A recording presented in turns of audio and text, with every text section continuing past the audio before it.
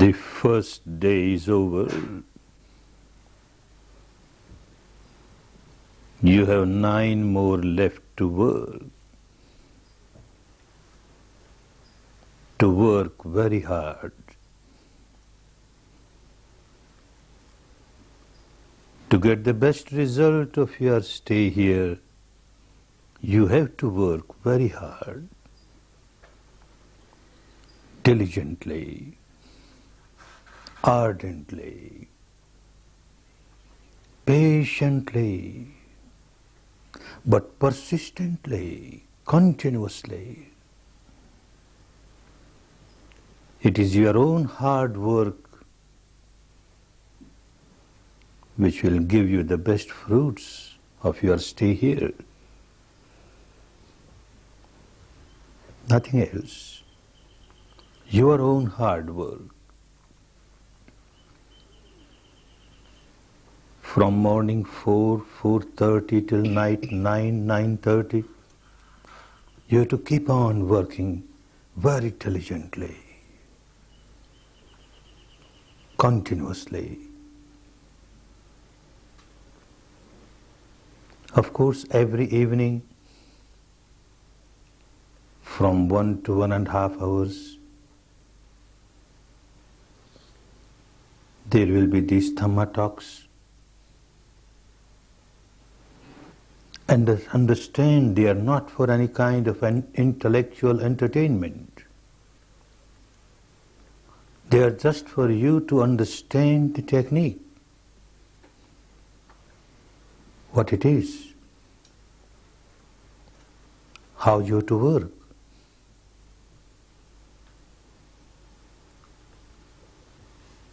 Without understanding the technique, although you may work very hard, very diligently, but you may not work properly.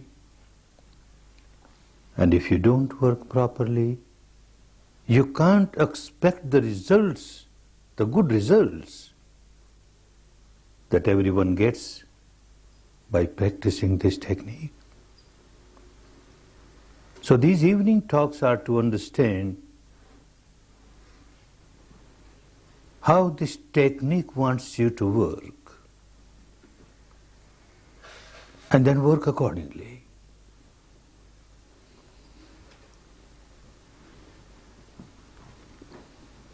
You started your work,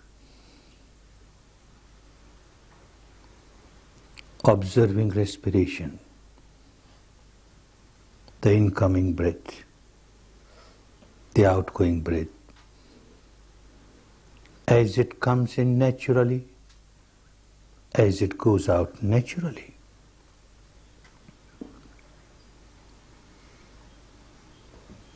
This is not a breathing exercise. You are not supposed to control your breath, not supposed to regulate your breath.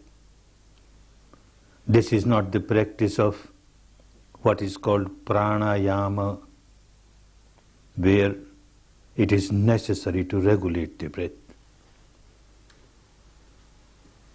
Different techniques have different peculiarities, specialities. We are not here to condemn other techniques, but while you are here to give a fair trial to this technique, you are here to give full justice to this technique, you must understand the speciality of this technique, the peculiarity of this technique, and adhere to this peculiarity and work exactly as this technique wants you to work. Don't try to regulate your breath, natural breath. If it is deep, you are aware, it is deep. If it is shallow, you are aware, it is shallow. If it passes through the left nostril, you are aware, it is passing through the left nostril. If it passes through the right nostril, you are just aware, it is passing through the right nostril. If it is passing through both the nostrils simultaneously, you're just aware, passing through both the nostrils simultaneously. That's all.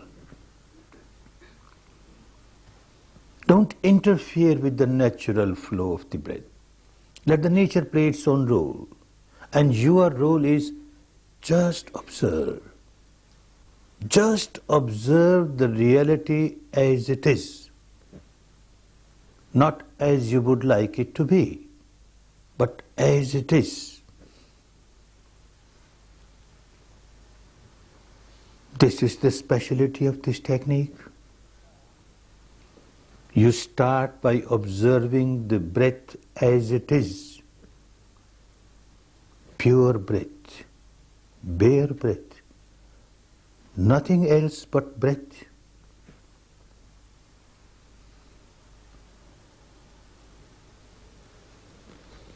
I know with the experience of thousands of students who come to the courses that the first day is a difficult day.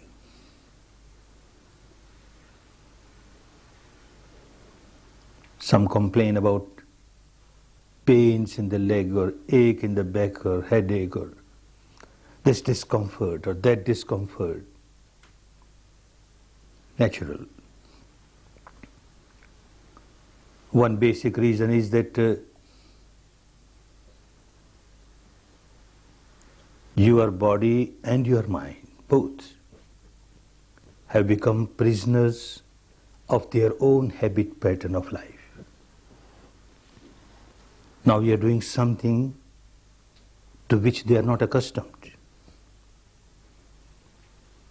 So they start resenting, they start revolting. The body starts revolting. I don't like it. The mind starts revolting. I don't like it. So you feel very uncomfortable. Natural. But that is one reason, a minor reason. The major reason of your discomfort is this technique itself. Because you started working exactly as this technique wants you to work, these difficulties, discomforts, inconveniences have started manifesting themselves. Because you started observing natural breath, normal breath, bare breath, nothing but breath.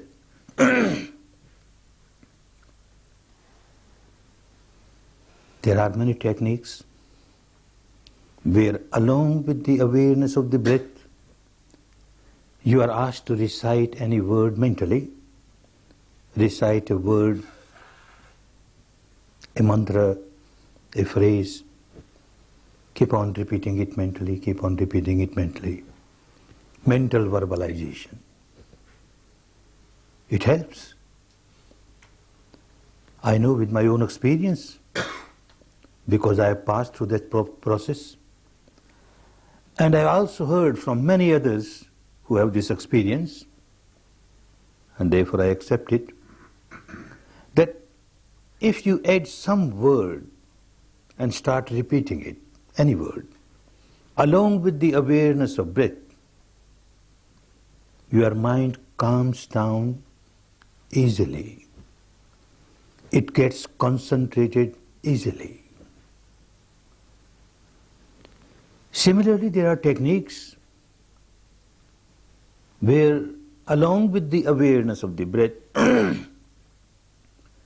one is asked to visualize, imagine a shape, a form,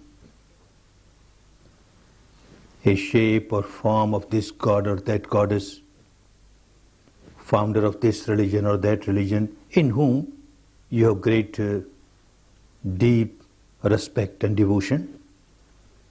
You keep on imagining that shape, that form.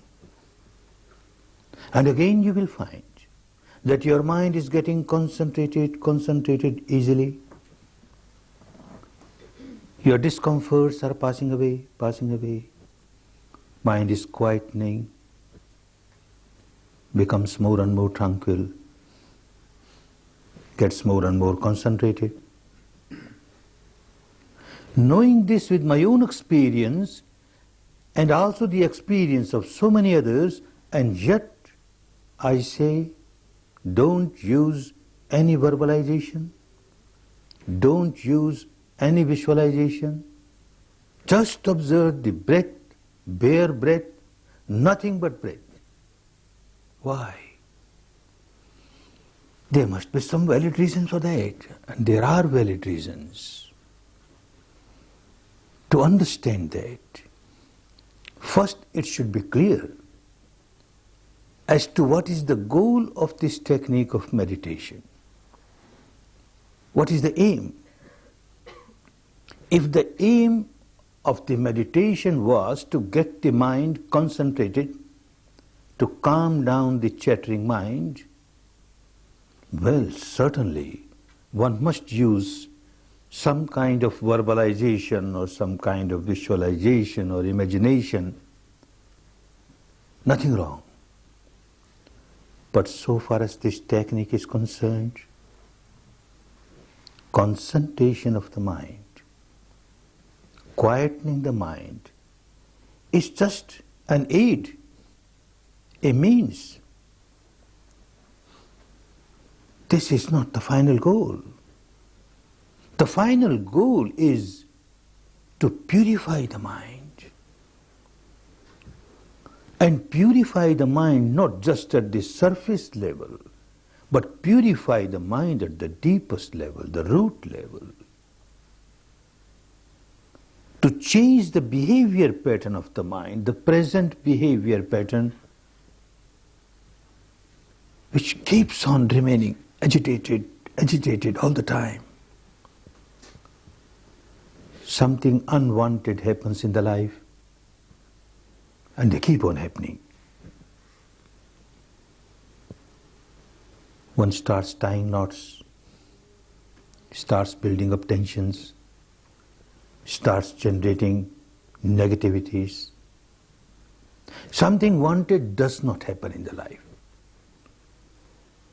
Some obstacle has come. And again one starts tying knots, building up tensions, starts generating negativities, anger, hatred, ill will, animosity, etc., etc. Tying knots all the time. One has become a bundle of knots, Gordian knots. So tense. The entire physical structure, so tense. The entire mental structure, so tense. At times at the surface level, you try to relax. Try to relax your body, try to relax your mind. It is helpful. But you never know that at the depth level, there is a constant tension going on, constant agitation going on. Because constant tying of knots is going on, constant generating of negativity is going on. That makes one so miserable, so miserable. How to come out of this misery? This technique will help you to go to the depth of the reality of your mind and matter structure and realize the truth about it and understand at the experiential level how and where you started generating negativity, how and where you started multiplying the negativity. That means you started generating your misery and started multiplying your misery. You must go to the source of your misery. Then only it will become possible for you to come out of this habit pattern where out of ignorance you don't want to remain miserable. You don't want to multiply your misery, and yet you remain miserable, and yet you keep on multiplying your misery because you are ignorant what is happening deep inside. You don't know. This technique will help you. All the saints and sages and seers of the past have said Know thyself. Know thyself. They became saints because they knew themselves. They passed through the process of exploring the truth about oneself. Know thyself not merely at the intellectual level, that won't help. Know thyself at the actual level, that means the experiential level. What is this to which I say I? This corporeal, physical, bodily structure, this mental structure, the combination of the two, is this I? Tremendous amount of attachment towards this physical structure, the mental structure, by identifying oneself with it as I.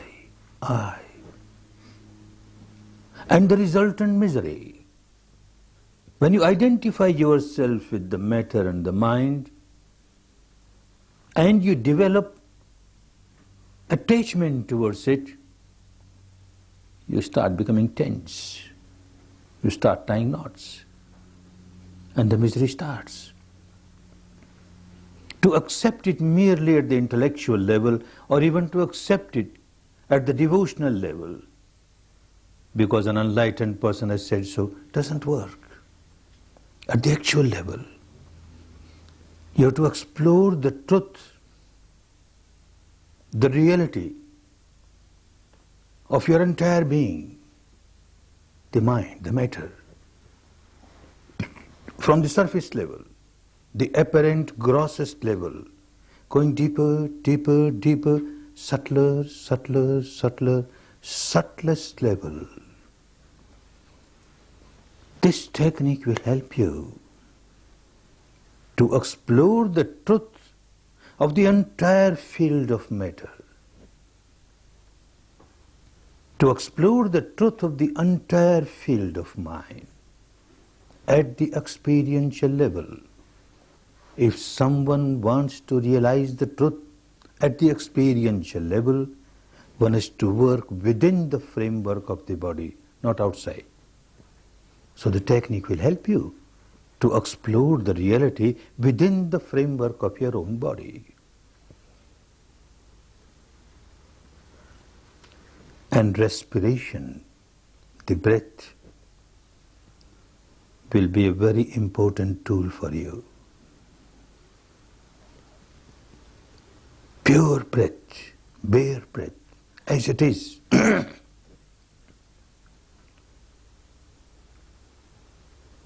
One reason why we do not want you to have any verbalization or visualization is, of course, a minor reason, but still an important reason is that when you verbalize, you generally use a name of this god or that god, this goddess or that goddess, founder of this religion or that religion. And then you get involved in a particular religion, in a particular sect. And the technique wants you to work at the level of universal truth. The entire technique is free from sectarianism, universal. If you use a vision, an imaginary vision, a shape, a form of this god, that goddess, founder of this religion, that religion, again, you get involved with a particular organized religion, a sect. Everyone cannot practice. Those belonging to that particular sect will practice that way. It won't be universal. Understand, our misery is universal. The malady is universal. When someone generates negativity, anger or hatred or ill will, passion, fear, ego, any negativity, one becomes tense, becomes miserable. This applies to everyone. When you generate anger, what label can you give to this anger? That now this anger which has arisen is a Christian anger, or this is a Jewish anger, or a Hindu anger, or a Buddhist anger, or an American anger, or an English anger, or a Russian anger. Anger is anger. And the misery that one experiences because of this negativity, again you can't label it a Hindu misery, or a Muslim misery, or a Christian misery, or a Jewish misery. Misery is misery, universal. The malady is universal. The remedy has to be universal. Sectarian remedy cannot help. Therefore, one very important requisite of this technique is that every step that you take on this path, from the beginning till the final, you reach the final goal, every step must be with the truth, the truth, the truth, the truth that you experience, the truth that you experience at this moment, like this, from moment to moment, from moment to moment. Whatever truth manifests itself within the framework of your body, the truth pertaining to this physical structure, the mental structure, you just keep on observing, observing, observing. This is universal. Same with everyone. Till you reach the final goal. Don't mix up with any belief or dogma or cult or philosophy of this tradition or that tradition, however correct they may be, however true they may be. The reality that you have not experienced is no reality for you. The reality experienced by an enlightened person, the Buddha, or say Christ, or say Muhammad, is the reality for those people, not for you. When you reach that stage and realize yourself, it becomes a reality for you, not till then. So work with the reality that you experience directly within the framework of your body, from moment to moment, from moment to moment. The breath that you are experiencing from moment to moment, breathing in. This is the reality of this moment. Breathing out, reality of this moment. If it is deep, it is deep. It is shallow, it is shallow. Then it is a universal object, not a sectarian object. You can't say the breath that is coming in is a Hindu breath, or a Christian breath, or an American breath, or a Russian breath. Breath coming in, breath going out. The object is universal truth. If you keep on working with universal truths, the technique is such, it will keep on taking you from very solidified, intensified, apparent truth of the surface level, and you will find how day to day, as you are here for 10 days, day to day, piercingly, penetratingly, dividing, dissecting, disintegrating, dissolving, you are moving towards subtler reality, subtler reality. Day to day you will be moving from the gross to the subtle, the subtler, the subtler, and certainly this technique will take you to the stage where you experience this subtlest truth pertaining to the matter at the experiential level, this subtlest truth pertaining to the mind at the experiential level, this subtlest truth pertaining to the mental contents at your experience level.